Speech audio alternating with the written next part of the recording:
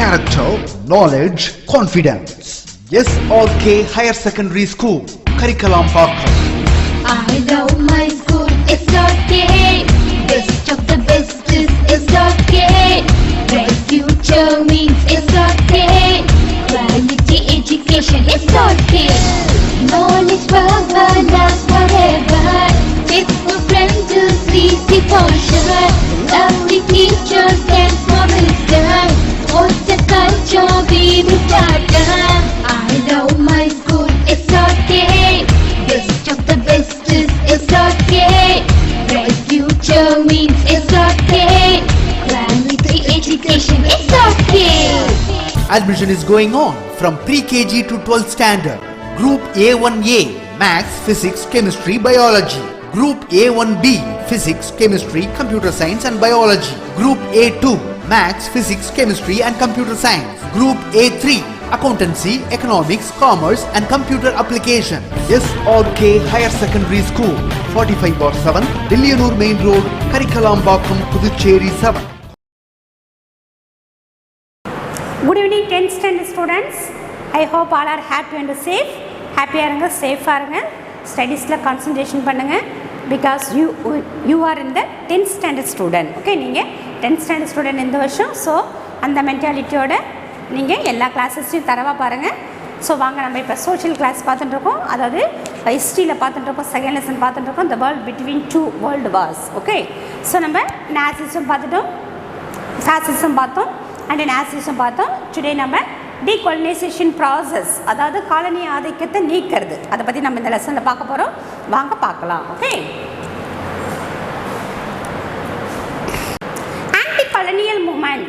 Colonial மூமெண்ட்னா இம்பீரியலிசம்னா a powerful nation dominate over the weaker nation.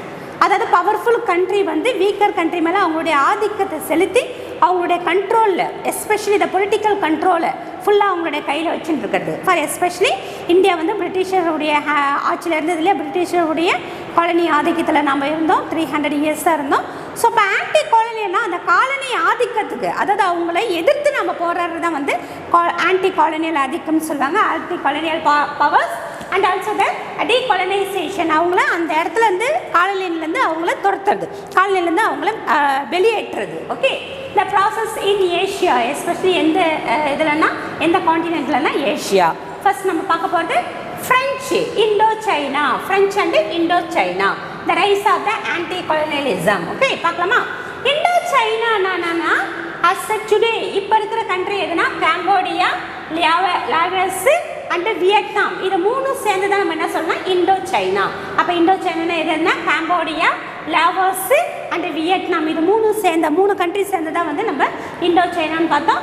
And shown it's a discontent, அதிருப்தி, right from the beginning of the French occupation. Okay, அதாவது Indo China வந்து யாருடைய கண்ட்ரோலில் போயிடுச்சு, யாருடைய பவருக்கு போயிடுச்சுன்னா ஃப்ரெஞ்சு வந்து இண்டோ சைனா கேப்சர் பண்ணதுலேருந்து அவங்களுடைய அதிருப்தியே வந்து தொடர்ந்து காட்டினே இருந்தாங்க. யார் மேலே? ஃப்ரெஞ்சு மேலே. ஓகே, புரிஞ்சுதாம்மா? இண்டோ சைனாவை வந்து இண்டோ சைனானா எதுனா that mean Cambodia, Laos and Vietnam. இது 3 சேர்ந்து தான் வந்து இப்போ வந்து அது தனித்தனி கண்ட்ரியாக இருந்தது. அதுக்கு முன்னாடி நம்ம இந்த வேர்ல்டு வார் டைம்லலாம் வந்து அது இண்டோ சைனா இருந்தது. அந்த இண்டோ சைனா வந்து யார் கேப்சர் பண்ணால் ஃப்ரெஞ்சு கேப்சர் பண்ணிட்டாங்க. அது அந்த ஃப்ரெஞ்சு மேலே, அதாவது ஃப்ரான்ஸ் மேலே மக்கள் வந்து அதிருப்தியை காட்டுறாங்க. Okay, so that why the Indo-Chinese resistna oppose the imposition of French language and the culture they learned from them in the ideas of the revolution. Okay, அதாவது என்னன்னா French language, French உடைய ஆதிக்கம் வந்து அவங்க லாங்குவேஜஸ்ல, அவங்களுடைய கல்ச்சர்ல எல்லாத்துலேயும் தாக்கத்தை ஏற்படுத்துது. அதாவது ஃப்ரெஞ்சு வந்து இண்டோ சைனா மேலே அவங்களுடைய எல்லா ஆதிக்கத்தையும் செலுத்துறாங்க. இருந்த போதிலும் அந்த ஃப்ரெஞ்சுக்காரங்கிட்டேருந்து நல்ல விஷயங்களை கற்றுக்குறாங்க, அவங்ககிட்டேருந்து நிறைய நல்ல விஷயங்களை கற்றுக்குறாங்க. எஸ்பெஷலி எதுனா த ஐடியாஸ் ஆஃப் த ரெவல்யூஷனாக புரட்சிக்கு எப்படி நம்ம தயாராகிறது, புரட்சிக்கு நம்மளை எப்படி வந்து வலுப்பெற்றுறது, புரட்சிக்கு எப்படி வந்து நம்ம ரெடி ஆகிறதுன்ற பற்றி ஃப்ரெஞ்சுக்கிட்டே அவங்க கற்றுக்குறாங்க. Okay, during the first world war about 1 lakh Indo-Chinese fought the France. யாருடைய சைடில் போராடுறாங்க? France. And returned with the first hand the knowledge of how the French had fought and suffered during the war. என்னன்னா அதாவது ஃப்ரெஞ்சுக்கு first world war டைமில் ஃப்ரெஞ்சுக்கு ஆதரவாக வந்து யார் போகிறாங்க? இண்டோ சைனா போகிறாங்க. ஆதரவாக இல்லை, அவங்க நீங்கள் இவங்களுடைய 1,00,000 நீங்கள் வந்து எங்களுக்கு ஈடுபடணும், அப்போ தான் உங்களுக்கு நாங்கள் ஃப்ரீடம் தருவோம், உங்களுக்கு நாங்கள் ரிலாக்ஸ் பண்ணுவோம் அப்படின்னு ஏதோ ஒன்று நம்ம தான் பிரிட்டிஷ் சொன்னாங்க. அதாவது இந்தியாவை வந்து ஃபர்ஸ்ட் வேர்ல்டு வாரில் நம்மளை ஈடுபடுறதுக்கு என்ன சொன்னாங்கன்னா, இந்தியன் நீங்கள் ஈடுபட்டீங்கன்னா எங்களுக்கு ஆதரவாக, அதை பிரிட்டிஷ்க்கு ஆதரவாக நீங்கள் ஈடுபட்டீங்கன்னா உங்களுக்கு நாங்கள் அந்த வாரோடைய எண்டில் நாங்கள் உங்களுக்கு ஃப்ரீடம் தரோம் அப்படின்னு நம்மளை ஏமாத்தினாங்க இல்லையா? செகண்ட் வேர்ல்டு வார்லேயும் அப்படி தான் நம்மளுடைய ஒப்பீனியன் கேட்காமலே நம்மளை ஈடுபடுத்தினாங்க. அதுபோல் ஃப்ரெஞ்சு வந்து என்ன பண்ணுறாங்கன்னா, இண்டோ சைனீஸை 1,00,000 பீப்புளை வந்து அங்கே ஈடுபடுத்துகிறாங்க. அவங்க போனாங்க இல்லையா, அவங்க நிறைய நாலேஜை கெயின் பண்ணி வராங்க. எப்படி ஃபவுட் பண்ணுறது, ஃப்ரெஞ்சு எப்படி வந்து ஃபர்ஸ்ட் வேர்ல்டு வாரில் ஃபவுட் பண்ணுது, அதை ஃபைட் பண்ணுது, என்னென்ன சஃபர் ஆனாங்க அந்த வேர்ல்டு வார், அதாவது ஏதோ ஒரு வார் டைமில் என்னென்ன வந்து மெரிட்ஸ் இருக்கும், என்னென்ன டிமெரிட்ஸ் இருக்கும், என்னென்ன வந்து நம்மளுக்கு நாலேஜ் கெயின் ஆகுன்றது எல்லாத்தையும் அவங்க தெரிஞ்சுட்டு வராங்க. The communist idea from the mainland of China were also major influence. அது மட்டும் இல்லாமல் சைனாவில் அந்த டைமில் வந்து கம்யூனிஸ்ட் இருந்து அந்த கம்யூனிஸ்ட் ஐடியாவும் இவங்களுக்கு ரொம்ப இன்ஃப்ளூயன்ஸாக நிறையா அவங்களோட மாற்றத்தை ஏற்படுத்துது. யாருக்கு? இண்டோ சைனாவுக்கு. Okay, many became the convinced that the considerable wealth Indochina was benefiting the only the colonial power. அது மட்டும் இல்லாமல் half of the wealth, அதாவது இண்டோசைனாவோட half of the வெல்த் வந்து கொலனியல் பவருக்கு மட்டுமே யூஸ் ஆகுதுன்னு அவங்க கண்டறிகிறாங்க. யார்? இண்டோ சைனீஸ் பீப்புள் வந்து ஃபீல் பண்ணுறாங்க. என்னென்னா நம்மளுடைய half of the wealth வந்து Indo சைனாவுடைய half of the wealth வந்து பிரெஞ்சுக்காரங்களுக்கே ரொம்ப யூஸ் பண்ணிட்டு இருக்காங்கன்ட்டு அவங்க ஃபீல் பண்ணுறாங்க. Okay, decolonization is a process through which colonial power transferred the institutional and legal control over the colony to the indigenous nationalism government. அதாவது அவங்களுடைய ஆதிக்கத்தில், அதாவது இப்போ ஃபார் எக்ஸாம்பிள் பிரிட்டிஷுடைய ஆதிக்கத்தில் நம்ம இந்தியா இருந்தோம் இல்லையா, அப்போ அவங்க நம்மக்கிட்ட இருந்து, அதாவது இண்டிபெண்டன்ஸ் நம்மளுக்கு சுதந்திரம் கிடைச்சதுக்கப்புறம் நம்மக்கிட்டே வந்து அந்த ஏற்கனவே நம்மளுடைய பவரை ரூல் பண்ணாங்க இல்லையா, அதை மறுபடியும் திருப்பி நம்ம கண்ட்ரிக்கு, அதாவது நேட்டிவ் பீப்புளுக்கு, இண்டிஜினியஸ் யார் அந்த கண்ட்ரியோட ரூலரோ அவங்கக்கிட்டே அதை திருப்பி செலுத்துறது தான் வந்து என்னென்னா decolonisation. Okay, so the emergence of the Viet Minh. Okay, Viet Minh வந்து எப்படி வந்து எமர்ஜென்ஸ் ஆகிறான்னு பார்க்கலாம். இது தான் நம்மளுடைய ஹோச்சிமின். ஓகே, ஹோச்சிமின் கூடிய பார்ட்டி தான் வந்து வியட்மின். அது எப்படி உருவாகுச்சுன்னு பார்க்கலாம். ஒரு national association. Okay, Vietnam, that mean Vietnamese பீப்புளுடைய சுதந்திரத்துக்கு, ஃப்ரீடத்துக்கு ஒரு வலுவூட்டிச்சு, ஒரு பில்லராக இருந்ததுன்னு கூட சொல்லலாம். எதுனா அது வியட்மின். அது ஆரம்பிச்சது யாருன்னா ஹோச்சிமின். இவர் தான் அவர். Okay, the mainstream of political party Indochina was Vietnam's nationalist party. Okay, Vietnam nationalist party தான் பின்னாடி நான் வச்சு வியட்மின்னா மாறிச்சு. Formed in 1927, it was composed of the wealthy and the middle class sections of the population. நிறைய wealthy people அதில் இருந்தாங்க and middle class population இருந்தாங்க. In 1929, the Vietnamese soldiers முட்னீடுனா புரட்சியில் ஈடுபடுறது, முட்னீடு and they failed. ஓகே, நிறைய புரட்சியிலலாம் ஈடுபடுறாங்க Vietnamese people and they failed to attempt the assassinate படுகொலை. யாருன்னா French governor general. அதாவது நிறைய புரட்சிகரமான இயக்கத்தில் ஈடுபடுறாங்க, அதாவது புரட்சியில் ஈடுபடுறாங்க, நிறைய போராட்டங்களை செய்கிறாங்க. அது மட்டும் இல்லாமல் பிரெஞ்சு கவர்னர் ஜெனரல் எப்படியா போட்டு தள்ளணும், மர்டர் பண்ணணும், அசாசினேட் படுகொலை பண்ணுன்றது அவங்க எய்மே. ஆனால் அதை வந்து என்ன ஆயிடுச்சுன்னா ஃபெயிலியர் ஆயிடுச்சு. Okay, so that this was followed by large scale peasants revolt. Peasantsனா வந்து farmers விவசாயிகளுடைய போராட்டமும் நடக்குது by the communist. The revolt was crushed, followed by what is called white terror. Okay, white terrorனு ஒரு இது மூலமா வந்து அது முடிவுக்கு கொண்டு வராங்க. 1000 rebels. Okay, 1000 rebels were killed. அந்த இடத்துல வந்து என்ன எவராங்கன்னா 1000 people வந்து இறந்துட்டாங்க. After the white terror, Ho Chi Minh left the Moscow. அந்த ஒயிட் டெரர்ன்ட்டு அவங்க, அதாவது பிரெஞ்சுக்காரங்களுடைய அட்டூழியம், அவங்களுடைய அடக்குமுறையை தான் ஒயிட் டெரர். அதில் வந்து இந்த வியட்நாமிஸ் பீப்புள் 1000 men கில் ஆகிட்டாங்க. இதில் அப்செட் ஆன அவர் வந்து மாஸ்கோ போகிறாரு. அதுக்கப்புறம் வந்து 1930s மாஸ்கோவிலையும் ஸ்பெண்ட் பண்ணுறாரு, சைனாவிலையும் அவர் இருக்கிறாரு. யார் அவர்? ஹோ Chi Minh. Okay, can note that point. When France was defeated by Germany in 1940, அதாவது செகண்ட் வேர்ல்டு வாரில் ஃப்ரான்ஸ் வந்து யார் டெஃபீட் பண்ணிட்டாங்க? ஜெர்மனி டெஃபீட் பண்ணிட்டாங்க. நம்ம லாஸ்ட் லெசனில் பார்த்தோம். ஓகே இல்லை, Alsace and Lorraine that mean hand over to France, மறுபடியும் ஜெர்மனி அதை கெயின் பண்ணிச்சுன்னு சொன்னோம் இல்லையா? அப்போ ஃப்ரான்ஸ் அங்கே தோற்றதுக்கு அப்புறம் ஒரு வாரில் வந்து அவங்க அவங்களுடைய கண்ட்ரோலில் இருக்கிறாங்க. அதாவது வியட்நாமீஸ் எஸ்பெஷலி இந்த இண்டோ சைனா ஃபுல்லாக வந்து ஃப்ரான்ஸுடைய கண்ட்ரோலில் இருக்கிறாங்க. ஃப்ரான்ஸ் அதை வின் பண்ணிச்சுன்னா அவங்களுக்கு வந்து அவங்கள பார்த்தா ஒரு பயம் வரும். ஆனால் வின் ஆயிடுச்சு, தோத்துருச்சு. யார்கிட்ட? ஜெர்மனி கிட்ட தோத்தனால டெஃபினட்டாக இவங்ககிட்ட நம்ம சீக்கிரமாக வந்து இவங்ககிட்ட நம்ம அதாவது ஃப்ரீடம் வாங்கலான்னு சொல்லிட்டு அவங்களுக்கு எதிராக, அதாவது அவங்களுடைய ஃப்ரீடம் வந்தவுடைய மூமெண்ட்டை வந்து ஸ்ட்ரென்தன் பண்ணுறாங்க. Okay, when the France was defeated by Germany in 1940, Ho Chi Minh and his lieutenant used his events, இந்த ஒரு நிகழ்வை அவங்களுக்கு சாதகமாக அதை பயன்படுத்துகிறாங்க. அட்வான்ஸ் த வியட்நாமிஸ் காஸ், வியட்நாமுடைய அந்த அசோசியேஷனை வந்து ஸ்ட்ரென்தன் பண்ணுறதுக்கு அதை யூஸ் பண்ணிக்கிறாங்க. Crossing over the border into the Vietnam in January 1941, the organise league, ஒரு லீக் ஆரம்பிக்கிறாங்க for the independence of the Vietnam. Okay, வியட்நாமுடைய சுதந்திரத்துக்காக ஒரு லீக் ஆரம்பிக்கிறாங்க. அதுக்கு இன்னொரு பேர் வந்து வியட்மின். ஓகே, அதாவது கவனிமா, that mean Vietnamese cause the crossing over the border in Vietnam in January 1941 போல ஒரு இண்டிபெண்டன்ஸ் ஆஃப் வியட்நாமின்ஸ்னு ஒரு அசோசியேஷன் ஆரம்பிக்கிறாங்க. அதாவது league for independence of Vietnam, league for the independence of Vietnam. அதுக்கு இன்னொரு பேர் வியட்மின். அங்கே டாப்பிக்கில் பார்த்தாலே வியட்மின். அதுக்கு யார் ஹெட்னா? Ho Chi Minh. Okay, this gave renewed the emphasis to the distinct Vietnamese nationalism. அதாவது நேஷனலிஸ்ட் மூமெண்ட்டுக்கு ஒரு பெரிய ஸ்ட்ரென்த்தாக வந்து இந்த இண்டிபெண்டன்ஸ் மூமெண்ட், அதாவது that mean league of Vietnamese independence, அதாவது league of independence of Vietnam or Viet Minh, அது வந்து ரொம்ப ஸ்ட்ரென்தண்டாக இருந்தது, ஒரு பூஸ்டப்பாக இருந்தது. Okay, so this is a Viet Minh. Next, okay, அப்போ வியட்நாமுடைய ஹோ சி மின்குடைய லீக் த வியட்மின்க்கு அதனுடைய ஸ்ட்ரென்த்னால, அது ஒரு ஹோப்னால வியட்நாம் வந்து ஃப்ரான்ஸ்கிட்டேருந்து ஃப்ரீடம் வாங்கிட்டாங்க. இப்போ நம்ம ஹோ சி மின்கை பற்றி பார்க்க போகிறோம். ஓகே, ஹோ சி மின் அவருடைய இயர் பாருமா 1892 1969 was born in Tonkin. It's 1 marks மாதிரி. ஹோ சி மின்க்கு எங்கே பிறந்தாரு? டாங்கிங். when Ho Chi Minh was 21, அதாவது அவருடைய 21 வயசில் he went to ஈரோப் போகிறாரு. After working as a cook in London ஹோட்டலில் குக்காக ஒர்க் பண்ணுறாரு. he went to Paris, அதுக்கப்புறம் பாரிஸ் மூவ் ஆகுறாரு. இந்த பாரிஸ் பீஸ் கான்ஃபரன்ஸில் அவர் ஈடுபடுறாரு. he labide the independence for Vietnam. லபைட்னா வியட்நாமை பற்றி கேட்கறது, பரப்புரை செய்தல் சொல்லுவாங்க. அதாவது அவங்களுடைய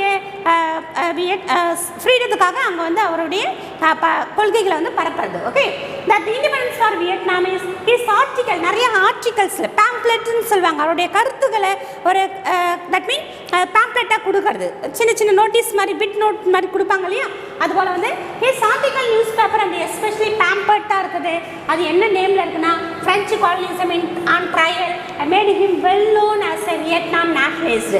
அந்த ஃப்ரெஞ்சு காலனைசேஷன் ஆன் ட்ரையல்ன்ற ஒரு நேமில் கொடுக்குற அந்த பேம்பர்ட் மூலிமா அவர் ரொம்ப ஃபேமஸ் ஆகுறாரு. வியட்நாமுடைய ஒரு நேஷனலிஸ்ட், தேசியவாதியாக அவர் that mean உருவாக்கிக்கிறாரு.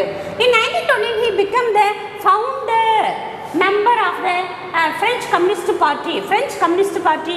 2 years later he went to Moscow and learnt the revolutionary technique. நிறைய ரெவல்யூஷனரி டெக்னிக்கை அங்கேருந்து கற்றுக்கிறாரு. In 1925 he founded the revolutionary youth movement. Okay, அவர் தான் யாருன்னா நம்மளுடைய Ho Chi Minh. Okay, so next topic பார்க்கலாம். ஓகே, வியட்நாமுடைய நேஷனலிசம் பார்த்தோம், அதாவது இண்டோ சைனாவுடைய டீகாலனைசேஷன் ப்ராசஸ் பார்த்தோம் ஏஷியாவில். இப்போ நம்ம இந்தியாவுடைய டீகாலனைசேஷன் பார்க்க போகிறோம். Decolonisation in India. Okay, dyarchy mean double கவர்மெண்ட்னா இரட்டை ஆட்சி முறைன்னு சொல்லுவாங்க இன் ப்ரொவின்சஸில். Okay, the decolonization process started in India from the beginning of the 20th century. Okay, on the launch of the Swadeshi movement 1905 5. Okay, Swadeshi moment தான் first நம்ம ஆரம்பித்து இந்தியாவில் இந்தியன் மூமெண்ட்டுக்காக, அதாவது சுதந்திரத்துக்காக ஆரம்பிக்கப்பட்ட ஒரு இயக்கத்தினுடைய முன்னோடி, அதாவது இயக்கத்துக்கான ஒரு ஃபஸ்ட்டு ஸ்டார்டிங் ஈவெண்ட் எதுனா இந்த சுதேசி மூமெண்ட்னா நம்மளுடைய இந்தியாவுடைய வெல்த்து, நம்ம பாரம்பரியமான காட்டன் டெக்ஸ்டைல் இண்டஸ்ட்ரியுடைய எல்லா காட்டன்ஸ் எல்லாம் வந்து நம்மளுடைய ரா மெட்டீரியலெல்லாம் வந்து ஃப்ரான்ஸ்க்கு வந்து அவங்க இது பண்ணிக்கினாங்க. பிரிட்டிஷ் தட் மீன் யூரோப்பியன் கண்ட்ரிக்கு வந்து அவங்க ட்ரான்ஸ்ஃபர் பண்ணாங்க. அங்கே துணி தட் மீன் ப்ராடக்டாக மேடப் பண்ணி நம்மக்கிட்ட விற்றாங்க, ரொம்ப அதிகமான விலைக்கு விற்றாங்க. நம்மக்கிட்ட இருந்து வாங்குகிற பொருட்களுக்கு அவங்க ரொம்ப கம்மியான கூலி தான் தந்தாங்க. ஸோ இப்போ நம்மளுடைய நேஷ்னல் இண்டஸ்ட்ரி ஃபுல்லாகவே டவுன் ஆகிடுச்சு. நம்மளுடைய லார்ஜஸ்ட் அண்டு ரொம்ப பாரம்பரியமான இண்டஸ்ட்ரி காட்டன் டெக்ஸ்டைல் இண்டஸ்ட்ரி சுத்தமாக வந்து டவுன் ஆகிடுச்சு. அதனால வந்து நம்ம என்ன பண்ணோம்னா swadeshi movement boycott one's own country, அதாவது நம்மளுடைய குட்ஸ் மட்டும்தான் இருக்கணும், ஃபாரின் குட்ஸ் எல்லாம் வந்து புறக்கணிக்கிறத ஒரு நிகழ்ச்சி தான் வந்து எதுனா சுதேசி மூமெண்ட். அதுதான் ஃபர்ஸ்ட் ஸ்டார்ட் பண்ணோம். The outbreak of the First World War was brought about the rapid political as well as economic changes. Okay, first world war வந்து நிறைய கண்ட்ரியில் தாக்கத்தை ஏற்படுத்தின மாதிரி நம்ம கண்ட்ரிலையும் வந்து பொலிட்டிக்கல் ரீதியாகவும் அரசியல் ரீதியாகவும் பொருளாதார ரீதியாகவும் நிறைய மாற்றங்களை கொண்டு வந்தது. இன் 1919 the Government of India Act introduced the டயாச்சி. அப்போ கவர்மெண்ட் ஆஃப் இந்தியா நம்மளுக்கு தட் மீன் ஒரு முறையை ஏற்படுத்துகிறாங்க. என்னென்னா டயாச்சி, டபுள் கவர்மெண்ட், இரட்டை ஆட்சி முறையை கொண்டு வராங்க. That provide elected provincial assemblies as well as for the Indian ministries to hold certain portfolio department under the transferred subject. சப்ஜெக்ட்னா நிறைய டிபார்ட்மெண்ட்ஸ், நிறைய சப்ஜெக்ட்ஸ்னால் தட் மீன் நம்ம லாஸ்ட் கிளாஸில் பார்த்த சிவிக்ஸில் பார்த்த state list, central list, that mean union list, state list, concurrent லிஸ்ட்டுன்னு சொல்கிற மாதிரி நிறைய லிஸ்ட்டு. அதெல்லாம் வந்து பிரிட்டிஷ் தட் மீன் கவர்மெண்ட் அஃபிஷியலும் இருப்பாங்க, எலெக்டட் ரெப்ரசன்டேட்டிவ் இருப்பாங்க. அதான் டபுள் கவர்மெண்ட். அதாவது அவங்களுக்கு தேவையான எல்லா மெயின் பொலிட்டிக்கல் சப்ஜெக்ட்ஸ் எல்லாமே வந்து பிரிட்டிஷ் எடுத்துன்னு சும்மா ரிமைனிங் இருக்கிற சும்மா ஏனோதான இருக்கிற சப்ஜெக்ட் தான் வந்து நம்மக்கிட்ட ட்ரான்ஸ்ஃபர் பண்ணாங்க. So Indian national Congress rejected. அதனால் நம்மளுடைய இந்தியன் நேஷனல் காங்கிரஸ், இந்திய தேசிய காங்கிரஸ் வந்து என்ன பண்ணிச்சுன்னா அதை ரிஜெக்ட் பண்ணிடுச்சு. எதனா dyarchy and decide to boycott, அதை வந்து புறக்கணிக்கிறத முடிவு பண்ணாங்க. அதாவது ரிஜிஸ்ட்ரேச்சர், அது அவங்களுடைய அந்த ரிஜிஸ்ட்ரேச்சரே வந்து புறக்கணிக்கணும்ட்டு நம்மளுடைய இந்தியன் நேஷனல் காங்கிரஸும் முடிவு பண்ணாங்க. ஸோ இதான் வந்து dyarchy in province. Next lack of measures to the industries in India, industrialize in India, அதை பார்க்க போகிறோம். Okay, lack of measure to industrialize India despite இருந்த போதும் discriminating protection given to certain select industry such as sugar industry, cement industry, chemical industry, there was no change in the colonial economic policy. Okay, நிறைய industries வந்து இருந்தாலும் நிறைய வேறுபாடுலாம் இருந்த போதும் இல்லை வேறு, அதாவது நிறைய பாலிசிஸ் எல்லாம் போட்டிருந்த போதும் இது போல் இண்டஸ்ட்ரீஸில் எந்த ஒரு மாற்றங்களும் ஏற்படவே இல்லை. But in the case of the indigenous industry support was only in the form of providing. அது மட்டும் இல்லாமல் நிறைய ஹெல்ப் பண்ணுவோம். உங்களுடைய இண்டஸ்ட்ரீஸ் எல்லாம் டெவலப் பண்ணுறதுக்கு, உங்களுடைய இண்டஸ்ட்ரியுடைய எல்லாம் ஸ்ட்ரென்தன் பண்ணுறதுக்கு நாங்கள் நிறைய விதத்தில் உங்களுக்கு ஹெல்ப் பண்ணுவேன்னு பிரிட்டிஷ் நம்மளுக்கு வாக்குறுதி கொடுத்துருந்தாங்க. ஆனால் எதுவுமே பண்ணவே இல்லை. ஓகே, டெக்னிக்கல் அட்வைஸ் எந்த ஒரு அதை பூஸ்டப் பண்ணுறதுக்கு எந்த ஒரு மானிட்டரி ஹெல்ப்பும் பண்ணவே இல்லை. உடனே அட்வைஸ் மட்டும் தான் கொடுத்தாங்க. Okay, form of providing technical advice and education and the establishment of the pioneering factors in new industries. However, even this policy soon abandoned. மறுபடியும் அதை என்ன பண்ணிட்டாங்க, கைவிட்டுட்டாங்க. As many British enterprises were opposed. நிறைய British industry இதை oppose பண்ணதுனால அதையும் என்ன பண்ணிட்டாங்க, கைவிட்டுட்டாங்க. Okay, impact of the depressions on the Indian agriculture. அதாவது வேர்ல்டு டிப்ரெஷன் சொல்லுவோம் இல்லையா, அந்த டிப்ரெஷனால நம்மளோட இந்தியன் அக்ரிகல்ச்சரில் என்னென்ன இம்பேக்ட் ஆச்சுன்னு பார்க்க போகிறோம். The Great Depression also dealt death flow, அதாவது டெத் ப்ளோவாக இருந்தது, ரொம்ப பேரடியாக இருந்தது டு இந்தியன் அக்ரிகல்ச்சர். எதுனா நம்மளோட இந்தியன் அக்ரிகல்ச்சரில் பெரிய பாதிப்பை ஏற்படுத்துச்சு. எதுனா இந்த great depression. Okay, great depression 1929 யூஎஸ்ஏல வந்து சின்ன ஷேர் மார்க்கெட்டுகள்லாம் கொலாப்ஸ் ஆச்சு due to the suppressions of the industries. நிறையா வந்து அதாவது கிரேட் டிப்ரெஷன் வந்துச்சுன்னு பார்த்தோம் இல்லையா, அது வந்து நம்மளோட இந்தியன் அக்ரிகல்ச்சருக்கு ஒரு டெத் ஃப்ளோவாக இருந்தது. அதாவது எப்படி சொல்கிறது, அது ரொம்பவே கலர்ஃபுல்லாக சொல்லணும்னா ரொம்ப பேரிடியாக இருந்தது. ஆனால் வேறு மாதிரி சொல்லுவாங்க டெத் ஃப்ளோனா, நம்ம வந்து ரீசெண்டாக சொல்லலாம் ஒரு பேரிடியாக இருந்தது. Okay, so and this indigenous manufacturing sector. Okay, நம்மளுடைய நேட்டிவ், இண்டிஜினியஸ்னால் நேட்டிவ், நம்மளுடைய இந்தியனான பாரம்பரியமான இண்டஸ்ட்ரிக்கு manufacturing sector, agriculture and also industry, நம்மளுடைய பேக் போனே அக்ரிகல்ச்சர் தான். அண்ட் அண்ட் ஆல்சோ இண்டஸ்ட்ரி தான். இது ரெண்டுக்குமே வந்து ரொம்ப பேரடியாக இருந்தது எதுனா இந்த கிரேட் டிப்ரெஷனுடைய பாதிப்பு. ஓகே, இந்த value of the farm produce decline by farm produce என்ன ஆயிடுச்சுன்னா ஆஃப் வந்து டிக்ளைன் ஆகிடுச்சு. While the land rent to be paid by peasant remainder unchanged. அதாவது ப்ரொடக்ஷன் வந்து பாதிக்கப்பட்டுச்சு, ஆனால் அவங்க பே பண்ணுறது. ஃபார் எக்ஸாம்பிள் ஒரு லேண்டு வந்து கவர்மெண்ட்டு வாங்கி நம்ம பண்ணிட்டு இருக்கோம்னா அதில் வர ப்ரொடக்ஷன் வந்து பாதியாக குறைஞ்சிடுச்சு. ஆனால் நம்ம கொடுக்க வேண்டிய ரெண்ட்டு வந்து என்ன பண்ணிட்டு இருக்கோம், அதே அளவு தான் கொடுக்குறோம். அப்போ மக்களுக்கு அந்த ஃபார்மர்ஸ்க்கு த பிட்டி பீசன்ஸ்க்கு ரொம்பவே அது ரொம்ப கடுமையான ஒன்று. தட் மீன் கடுமையான சொல்ல கொடுமையான ஒன்றா இருந்தது. Okay, remain unchanged. In terms of prices of agriculture commodities, the obligations of the farmer to the state doubled. அதாவது அக்ரிகல்ச்சர் கமாடிட்டி ப்ரைஸ் ரொம்பவே கம்மியாயிடுச்சு. அவங்க ஆஃப் தான் ப்ரொடியூஸ் பண்ணுறாங்க. அந்த ஆஃப் தான் ப்ரொடியூஸ் பண்ணுற கூட்ஸுக்கும் கவர்மெண்ட் வாங்குற விலை வந்து என்ன பண்ணால் ரொம்ப கம்மியான விலை கொடுத்து வாங்குறாங்க. ஆனால் அதுக்கான கவர்மெண்ட்டுக்கு கொடுக்க வேண்டிய ரெவன்யூ வந்து அதிகமாக கட்ட வேண்டியதுனால மக்கள் மேலே சுமை, அதாவது கடன் சுமை அதிகமாகினே இருந்தது. ஓகே, இந்த ஃபார்மர் ஸ்டேட் டபுள்டு. அவங்களுக்கு கொடுக்க வேண்டிய கவர்மெண்ட் கொடுக்க வேண்டிய டேக்ஸ் வந்து டபுள் ஆகிடுது. The great fall in the prices தூண்டுது Indian nationals to demand the protection for the internal economy. அதாவது இன்டர்னல் எக்கனாமி பாதுகாக்கிற ஒரு பெரும் முயற்சியில் நம்மளுடைய நேஷனலிஸ்ட் எல்லாம் ஈடுபட ஆரம்பித்தாங்க. Okay, so in 1930 the soft emergence of the Indian National Congress as a militant mass movement. அதாவது அதுக்கு முன்னாடி 1885 நேஷனல் காங்கிரஸ் ஆரம்பிச்சதால கூட இந்த 1930 அப்போ தான் இந்தியன் நேஷனல் காங்கிரஸ்க்கு ஒரு பெரிய பவராக இருந்தது. அதாவது பெரிய ப்ராப்ளத்தை சால்வ் பண்ணுற பொசிஷனுக்கு, அதாவது இம்பார்ட்டன்ட் பொசிஷனுக்கு அவங்க வந்தாங்க. கவர்மெண்ட் ஆஃப் இந்தியா ஆக்ட் 1935 ஒரு ஆக்ட் கொண்டு வராங்க 1935. எது நான் பார்க்கலாம். The British had appeased the Indian nationalists. அப்பீஸ்னா நம்மளை சமாதானம் பண்ணுற ஒரு முயற்சியில் ஈடுபடுறாங்க. அதுதான் வந்து கவர்மெண்ட் ஆஃப் இந்தியா ஆக்ட்னு ஒன்று கொண்டு வராங்க. As the British had appeased the Indian nationalists and the outcome was the passage of the Government of India Act 1935. அதாவது நம்ம நிறைய வந்து பாதிப்பு ஏற்படுத்திட்டோம், அதை பாதிப்பில் இருக்கிறோம். அதாவது நம்மளுடைய அக்ரிகல்ச்சர்லாம் ரொம்பவே டவுன் ஆகிடுச்சு. அக்ரிகல்ச்சர் ப்ரொடக்ஷனுக்கான ப்ரைஸஸ் ரொம்பவே டவுன் ஆகிடுச்சு. ரொம்ப பாதி விலை குறைஞ்சிச்சு. ஆனால் நம்ம கவர்மெண்ட்டுக்கு கொடுக்க வேண்டிய ரெண்ட் வந்து டபுளாகவே இருந்தது. அதனால் மக்கள் வந்து பெரும் கொடுமைக்கு ஆளானாங்க. மக்கள் இந்த சுச்சுவேஷன்ஸ்லேருந்து எப்படி மீள்றதுன்னு பார்த்தாங்க. அந்த டைமில் வலுவான ஒரு இயக்கமாக நம்மளுக்கு இந்தியன் நேஷனல் காங்கிரஸ் இருந்தது. அப்போ காங்கிரஸ் வந்து தலையிட்டு அது பெரிய போராட்டமாக ஆரம்பிக்கிறாங்கன்னு தெரிஞ்ச உடனே நம்மளுக்கு ஒரு அப்பீஸ் பண்ணுறாங்க. அதாவது நம்மளை அந்த டைமில் சமாதானப்படுத்துகிறாங்க. என்ன மூமெண்ட் ஆரம்பிச்சு the government of India act. Okay, this provided for the greater power to the local கவர்மெண்ட்டுக்கு உள்ளாட்சி அரசுங்களுக்கெல்லாம் ஒரு பவரை கொடுக்குறாங்க. And the introduction of the direct election ஒன்று கொண்டு வராங்க. இந்த 1937 election the Congress was win resounding victory. அதாவது பெரிய விக்டரி. அதாவது என்னன்னா இந்த கவர்மெண்ட் ஆஃப் இந்தியா ஆக்ட் கொண்டு வந்ததுக்கப்புறம் 1935 வந்து என்ன பண்ணாங்கன்னா லோக்கல் கவர்மெண்ட்டுக்கு, அதாவது லோக்கல் கவர்மெண்ட் அதாவது எலெக்ஷனை கொண்டு வராங்க. எலெக்ஷனை கொண்டு வந்த பிறகு நம்ம காங்கிரஸால் வந்து நம்ம ஈடுபட்டு நிறைய பிளேசஸ் வந்து கேப்சர் பண்ணுறாங்க. பட் இருந்தாலும் நம்ம மினிஸ்ட்ரி அப்போ ஃபார்ம் பண்ணலை. ஏன்னா செகண்ட் வேர்ல்டு வாரில் நம்மளுடைய பர்மிஷன் இல்லாமல் நம்மளை இன்வால்வ் பண்ணதுனால அதை நம்ம அந்த இதை வந்து நம்ம என்ன பண்ணுறோம், ரிஜெக்ட் பண்ணிட்டோம். அதை அவங்க சொல்கிறாங்க. So there our decision of return to involve சொல்கிறாங்க பாரு.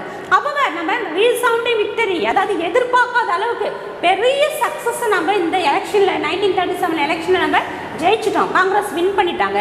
அவர் இருந்தபோது அந்த decision of return to involve Indian in the second world war without consulting the popular Congress ministries the forced later to resign the from the office. அதாவது என்னென்னா second world வாரில் lord Linlithgow நம்ம next லெசனில் பார்ப்போம். அப்போ அதை லார்டு லின்லித்கோ என்ன பண்ணாங்கன்னா ஃபர்ஸ்ட் வேர்ல்டு வாரில் நம்மளை ஈடுபட்டினாங்க. அதை நாமளே தான் இன்வால்வ் ஆகணும். அதாவது நீங்கள் வேர்ல்டு வார்க்கு எங்களுக்கு நீங்கள் சப்போர்ட் பண்ணிங்கன்னா, நம்ம லாஸ்ட்டு சொல்லியிருந்தேன்னு நினைக்கிறேன், நீங்கள் எங்களுக்கு சப்போர்ட் பண்ணிங்கன்னா வேர்ல்டு வார் முடிவில், அதாவது நாங்கள் சக்ஸஸ் ஆனோன்னா, நாங்கள் விக்டரி ஆனோன்னா, பிரிட்டன் சொல்லுது அலைஸ், நாங்கள் விக்டரி ஆனால் டெஃபினட்டாக உங்களுக்கு நாங்கள் ஃப்ரீடம் கொடுப்போன்னு சொன்னாங்க. அதே போல் அவங்க விக்டரி ஆனாங்க. நம்மளுக்கு ஃப்ரீடத்தை பற்றி ஒன்றுமே பேசவே இல்லை. மறுபடியும் செகண்ட் வேர்ல்டு வாரில் நம்மளை கேட்காமலே நம்மளை இன்வால்வ் பண்ணிட்டாங்க. அதனால் என்ன பண்ணிட்டாங்க, எங்களை கேட்காமலே நீங்கள் இன்வால்வ் பண்ணதுனால நாங்கள் ரிசைன் பண்ணுறேன்ட்டு அந்த விக்டரி வந்து வேஸ்ட் ஆகிட்டாங்க, ரிசைன் பண்ணிட்டாங்க. Okay, so So thereabout the decision of Britain to involve in India in the Second World War without consulting, நம்மளுடைய கன்சல்ட் பண்ணவே இல்லை. அதாவது நம்மளுடைய இந்தியன் நேஷனல் காங்கிரஸ் லீடர்ஸ் கிட்ட அதை பற்றி கேட்கவே இல்லை. The popular Congress minister is forced the latter to resign from the office. அதனால் அந்த விக்டரி சக்ஸஸ் ஆனாங்களே அதை என்ன பண்ணிட்டாங்க, ரிசைன் பண்ணிட்டாங்க. Okay, this is the government of India act 1935. இன்னும் நிறைய நம்ம அதை பற்றி டீட்டெயிலாக பார்ப்போம். நெக்ஸ்ட் கிளாஸஸில் பார்ப்போம். இல்லை நெக்ஸ்ட்டு தேர்ட் லெசனில் இன்னும் அதை டீட்டெயிலாக பார்ப்போம். ஸோ டுடே கிளாஸில் பார்த்துருந்த decolonisation process in Asia, Indo China and India பார்த்துருக்குறோம். ஸோ அவங்க எப்படி வந்து காலனி ஆதிக்கத்தில் இருந்தாங்க, எப்படி அதிலேருந்து மீண்டு வந்தாங்கன்னு பார்த்துருக்கோம். ஸோ டுடே கிளாஸை லைன் பை லைன் ரீட் பண்ணுங்கள், தரவாக ரீட் பண்ணுங்கள். வீக்லி டெஸ்ட் வந்துச்சுன்னா அதை ப்ராப்பராக அட்டன் பண்ணுங்கள், பார்க்காம எழுதுங்க weekly test. Then only get the knowledge. Okay, so we will meet on the next class. Okay, thank you.